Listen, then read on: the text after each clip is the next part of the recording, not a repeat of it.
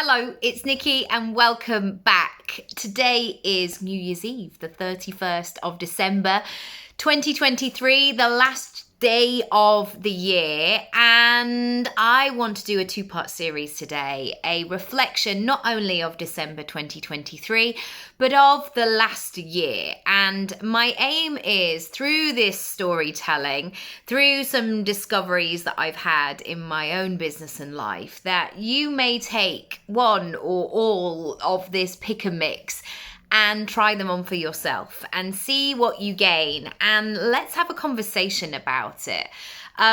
More and more so, I am realizing that everything is bespoke.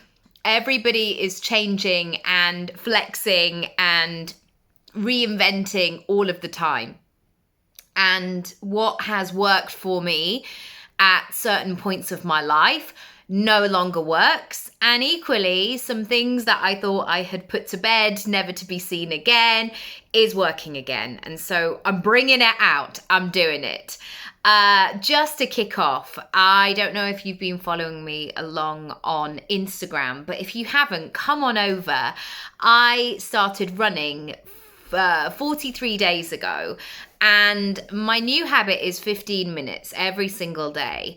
And it's doable, it's happening, and it's changing my life. And I've never had so many conversations about running, about building a habit, about consistency. Even though I've been doing this work for like 15 years, there's something about the running. So yeah, I've literally just got out the shower. That's why my hair's a bit wet.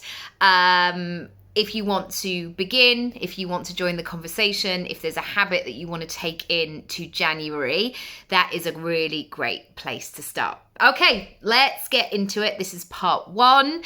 Here we go. I'm a bit nervous about sharing this. Number one, 2023. So I've got bare feet. That's why you can hear a squeaky noise on my leather chair. 2023.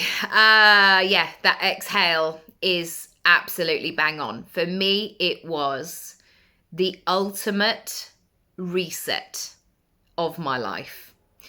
And at times it was deeply painful and challenging and tough, and I questioned everything.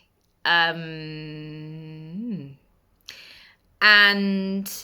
yet, to get to the end of this year and to have some answers and to have released a lot of stuff, I'm very, very grateful.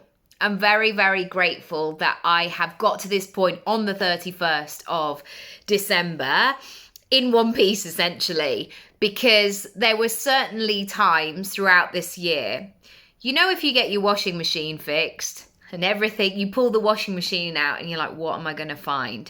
And then suddenly like this water comes out from nowhere, and then the pipe is clogged up and all of these things. And you're like, well, that piece needs replacing and that doesn't work anymore. And now I can't get it to fit back in. Like there's all of these things. And essentially there were so many parts of this year where it was almost like somebody had deconstructed something, and it was all the bits of my life were like in front of me. And I was trying to figure out how to piece them all back together.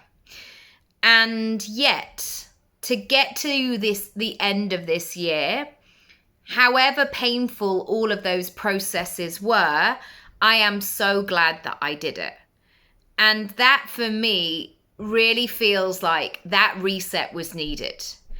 And maybe it had been needed for a while in certain areas of my life, but yet it all came at once. And yes, again, so once when I was in it, it was just, wow, here we go. But then to get to the other side, hopefully things can feel a bit more relaxed and chilled and straightforward. For now, let's just see. So yeah, I guess my major takeaway from that is I'm grateful for it, but it was quite hideous at the time. Number two, it's not all going to happen neatly in a bow. And it's important to expect the unexpected. And this can be not just in a negative way, but in a positive way as well. So I've seen loads of roundups on Instagram where people are like, January I did this, February I did this, March I did this, or people talking about their money goals of like, I just built month on month on month. And my year has very much felt like all over the shop in so many different ways. It hasn't been linear at all. And again, that was going alongside the reset, experimenting with things, having a go, re-looking at things. And I think so many of us, because maybe this is what we see on the internet, is that we think that it's going to happen in a very particular way. That if we just do this, if we do our morning routine or light a candle or set our intention, we get that in return, what we're looking for. And I found that not to be the case, but actually seeing that in its glory, that it was twists and turns and complicated at times, there is a bit of a surrender in that. So I'm going into 2024 going, okay, cool. Let's see what happens. Let's do what we can, but also see what happens as well. Because on a positive note, when I am open in that situation, when I am curious, when I am detached from the outcome, that's when I get my mega, oh, that's exciting, that's cool, I didn't see that coming. Whereas often I did see it coming because there's been a lot of work behind the scenes, but the results comes when I'm maybe least expecting it. Number 3, I have majorly pulled up some weeds this year. And I use garden analogies all of the time because it's a visual and it's something that somebody can identify with. So with a garden, there are some gardens that you can just keep sticking like a lovely hammock in, or buying a new plant, or kind of, what's that thing? Oh gosh, when you have the patio and getting rid of all of the stuff, jet washing. That's what it is, jet washing. You might do a bit of that.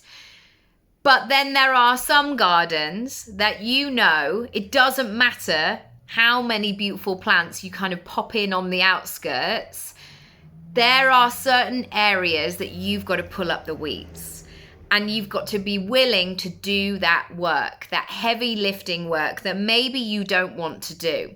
The moment where you work all day on something, everything hurts in your body. You're chugging that wheelbarrow about and you're pulling up weeds, and you think that this particular weed is going to be like this, and then you pull up one and like 3 more appear.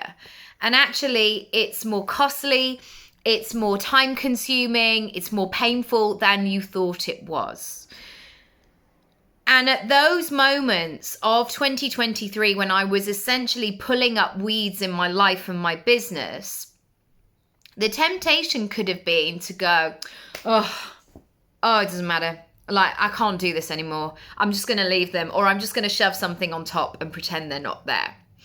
But I knew that if I could stick with it, if I could be in that moment, if I could follow through, that's when I was going to ultimately create that space that I wanted to. And so one of my biggest lessons was to stay in that moment, to see it through, to be there in the discomfort. And again, it paid off. There are certain weeds that I have pulled out of my life and business, and they will not be returning. They won't ever grow there again, because I had to go right down to the root of them.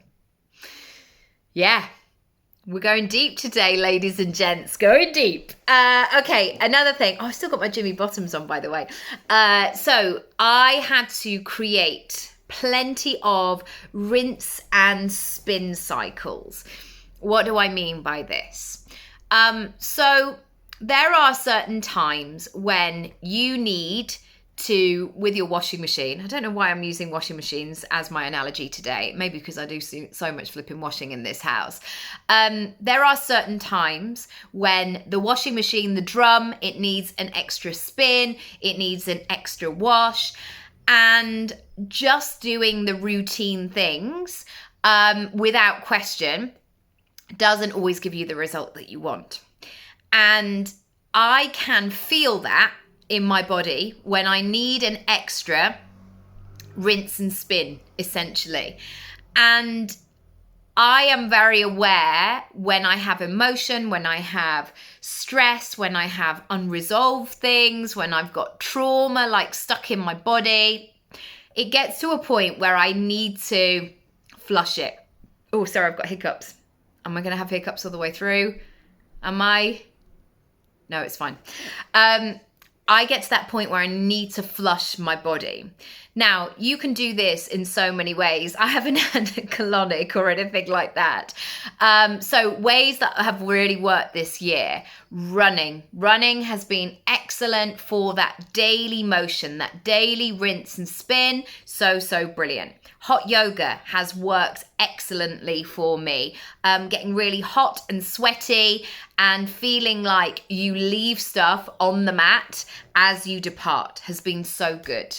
Journaling, writing stuff down. Sometimes it's water. Sometimes it's just feeling that sense of water going through your body. Sometimes it's been dancing. Sometimes it's been a big conversation where I've just had to talk something out with, Matt or my mum or one of my close friends. And that's felt really good as well. That sense of not just accepting things are what they are, essentially. I have got to that point where I've said to myself, it's time to let things go. And that visual really works for me, especially with the running. Sometimes I wake up in the morning so motivated, so ready for the day. And then some mornings, and often this is linked to how I've slept as well. Some mornings I wake up and I just feel like sludge. I can't think straight. Everything feels all consuming and overwhelming. And that moment I put my trainers on, even for those 15 minutes, I feel like I make different mixtures in my body. I change the hormone balance. I move stuff about and it feels really great. Number 5, and this is the last one of part 1, so do come back for part 2. Nothing changes until you do, but you have to change from a place of wanting to. Now, I've heard this phrase all over the internet, nothing changes until you do. I'm sure some great philosophers said it. But it doesn't matter what is going on out there unless you want to make a move, make a change. It doesn't matter what anybody else will say. And when you make that decision, you can't make it from a place of, when people were at school and they'd like sit by themselves, like openly, like, waiting for somebody to come over and go, are you okay? When you are in that moment in your business or your life and you want to see change, you have to be in that place of looking for a solution. Because if you stay in that place of like, yeah, I'm feeling a bit sad right now, and somebody goes, are you, what's up? And you just regurgitate the story, you're going to stay in the same place unless you make a decision to change and move forward. So yes, you can have that interaction of like, are you okay? What's going on? And then you say, but then has to come the decision to say, this has happened and now I want to go in this direction. And now I need help with this. And now I'm looking to do X, Y, and Z. And I've really noticed that. I can't just sit back and hope for the best or wish or feel negative about something. I have to do something about it. And that has meant that I've invested in myself and I've asked difficult questions and I've asked for help and I've been vulnerable and all of those things. if you want to come back for part 2. I would absolutely love it. If you want to subscribe, please do. And also do check out all of the other monthly reviews. They are all there. I'll see you in part 2.